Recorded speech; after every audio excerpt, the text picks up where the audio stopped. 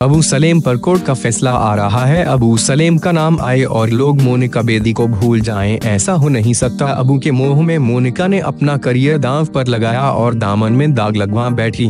मोनिका ही नहीं, ममता कुलकर्णी ने भी मंदाकिनी के प्रकरण से सबक नहीं लिया और अंडरवर्ल्ड से दामन जोड़ बैठी। इसका खामियाजा दोनों हीरोइन आज तक भुगत रही है। ममता फरार घोषित हो चुकी है और मोनिका जेल की हवा खा चुकी है। मोनिका बेदी भी अंडरवर्ल्ड के डॉन अबू सलेम के चक्कर में अपना करियर तबाह कर बैठी। सलेम को जब बैंकॉक में गिरफ्तार किया गया तो मोनिका उसके साथ थी। कहते हैं कि मोनिका जब फिल्मों में नई आई तभी सलेम का दिल मोनिका पर आ गया था। सलेम ने मोनिका का करियर संवारने के लिए कई फिल्मों के प्रोड्यूसरों से उसकी सिफारिश की और कुछ फिल्मों में मोनिका को काम भी मिला, लेकिन कुछ ही सालों बाद सलेम ने बैंकॉक में अपना अड्डा बनाया तो मोनिका को वहीं बुला लिया। मोनिका ने फर्जी पासपोर्ट के मामले में कुछ साल जेल भी भुगती। आजकल मोनिका टीवी सीरियल में काम कर रही है। वो सलेम का नाम तक नहीं सुनना चाहती। 90 के दशक में पाकिस्तान की एक हीरोइन अनीता अयूब बॉलीवुड में किस्मत आजमाने आई थी। दाऊद को अनीता इतनी पसंद आई कि अनीता के दुबई फेरे लगने लगे। कहते हैं कि दाऊद अनीता को लेकर इतना पजेसिव था कि जब बॉलीवुड प्रोड्यूसर जावेद सिद्दीकी ने अनीता को अपनी फिल्म में लेने से इनकार किया तो दाऊद ने उसकी गोली मार कर हत्या करवा दी थी।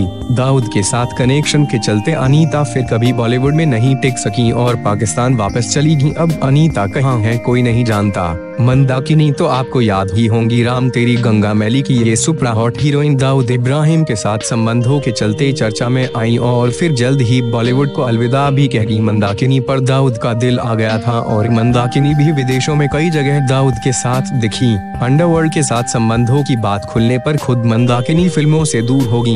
एक वक्त अफवाहें उड़ी कि बॉलीवुड छोड़ने के बाद मंदाकिनी दाऊद की रखेल बनकर उसके दुबई वाले घर में शिफ्ट हो गई हैं। वो अलग बात है कि मंदाकिनी ने जल्द ही दाऊद से पीछा छुड़ा लिया और अब वो अपने पति के साथ योगा सेंटर चलाती हैं। मंदाकिनी कहती हैं कि वो दाऊद की प्रेमिका नहीं थी, दाऊद से उनकी सिर्फ दोस्ती थी जिसका पछतावा उन्हें आज तक है। वहीं 90 के दशक में सेक्स सिंबल के तौर पर पहचानी जाने वाली एक्ट्रेस ममता कुलकर्णी और उनके पति विक्की गोस्वामी को ड्रग्स केस में भगोड़ा घोषित कर दिया गया है।